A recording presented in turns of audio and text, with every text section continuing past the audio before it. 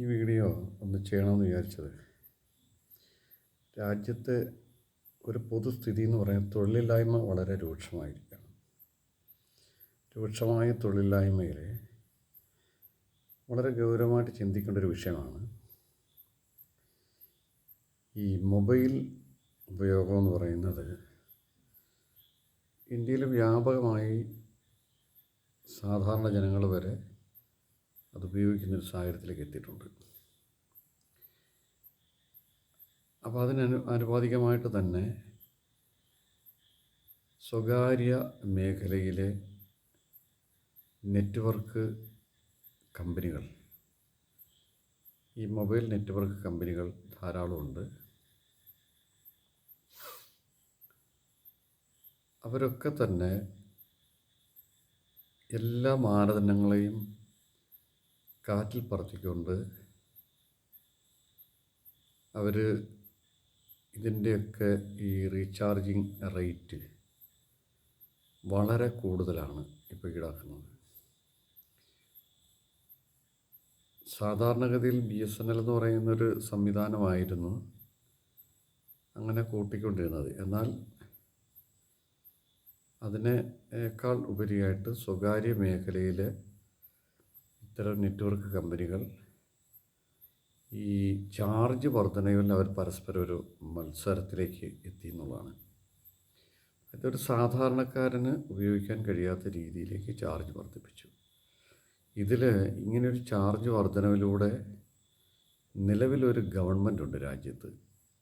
ആ രാജ്യത്തെ ഗവൺമെൻറ് ഇത് സാധാരണക്കാരെ ബാധിക്കാൻ സാധ്യതയുള്ളതാണെങ്കിൽ പോലും അത്തരത്തിലൊരു ഒരു പരിഗണനയോ അല്ലെങ്കിൽ അതിനെ ഏതെങ്കിലും തരത്തിൽ ജനങ്ങൾക്ക് ഗുണപ്രദമാകുന്ന രീതിയിൽ അതിനെ കുറയ്ക്കുന്നതിന് വേണ്ടിയിട്ടുള്ള ഒരു നിലപാട് സ്വീകരിച്ചിട്ടുള്ള വളരെ ഗൗരവമായി നമ്മൾ എടുക്കേണ്ട ഒരു വിഷയമാണ്.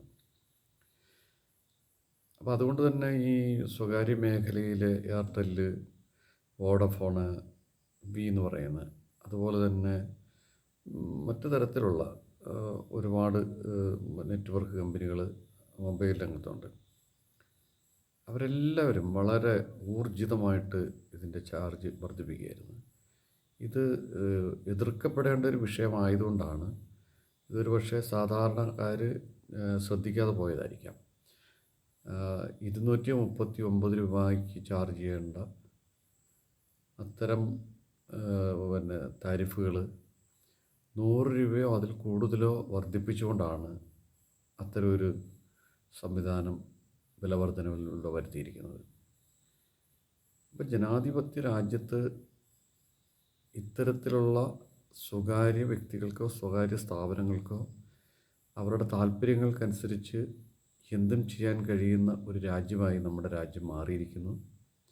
അന്ധതയുടെ രാഷ്ട്രീയമാണോ, അല്ലെങ്കിൽ ഇങ്ങനെയൊക്കെ ചെയ്താലും കുഴപ്പമില്ല, തൊഴിലില്ലായ്മയും സാമ്പത്തികമായ പിന്നാക്കാവസ്ഥയും ഒക്കെ തന്നെ വളരെ ഗൗരവമായി രൂക്ഷമായി തന്നെ ലോകരാജ്യങ്ങളിൽ വെച്ച് ഏറ്റവും ഗുരുതരമായ ഒരു അവസരത്തിലേക്ക് നമ്മുടെ രാജ്യം എത്തിയിരിക്കുന്ന ഈ സമയത്ത് ഇതിനൊക്കെ വളരെ ഗൗരവത്തോടെ കാണണം. നമ്മൾ വെറുതെ ഒരു രാഷ്ട്രീയ വിശ്വാസമല്ല, അതിനേക്കാൾ ഉപരി നമ്മൾ വിശ്വസിക്കുന്ന പ്രത്യയശാസ്ത്ര രാഷ്ട്രീയത്തെ നമ്മൾ സ്വീകരിക്കുമ്പോൾ നമുക്ക് ഈ സമൂഹത്തിന് എന്ത് പ്രയോജനമാണ് ഉണ്ടാകുന്നത്, അതിനേക്കാൾ ഉപരിയായിട്ട് ഉപദ്രവമാണെന്നുണ്ടെങ്കിൽ അത് നമ്മൾ ആ രാഷ്ട്രീയം നമ്മൾ പരിശോധിച്ചിട്ട് ഇതിനൊരു പരിഹാരം ഉണ്ടാകുന്നതിന് വേണ്ടിയിട്ട് നമ്മൾ നിർദ്ദേശങ്ങൾ കൊടുക്കുകയും ഉപദേശങ്ങൾ കൊടുക്കുകയും ചെയ്യുമ്പോൾ പരിഗണിക്കുന്നില്ലെങ്കിൽ അത് നമ്മൾ പുനഃപരിശോധിക്കണം.